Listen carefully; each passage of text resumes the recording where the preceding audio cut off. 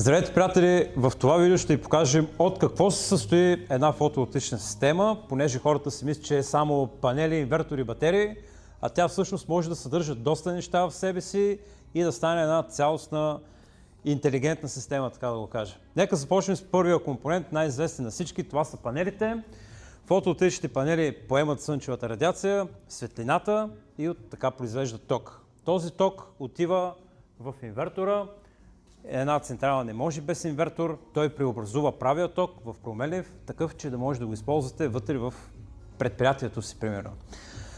Много често, почти всички съвременни централи съдържат батерии, така че те са в днешно време са неразделна част от централата. Също към тези централи може да се съдържат доста неща. Може да стане централата да произвежда ток, когато вие нямате ток от мрежата, но само за критични товари.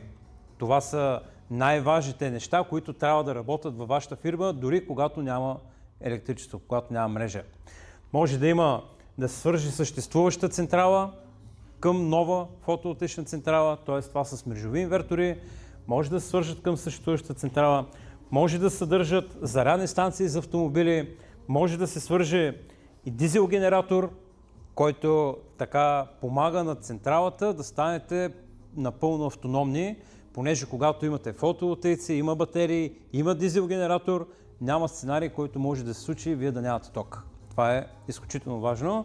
И разбира се, една такава система се състои от комуникация и мониторинг. Тази комуникация ни позволява ние да видим какво използвате, какво потребление имате, какво произвежда централата и каква част се покрива от фотоволтаиците. Така че да, една такава централа може да е доста сложна, да съдържа доста компоненти в себе си и не се състои само от панели и инвертори. Ако искате да направим една така цялостна система и за вашия бизнес, заповядайте на място в нашия шоурум, да ви покажем всичко, да направим един ден проект и да направим най-доброто за вашия бизнес.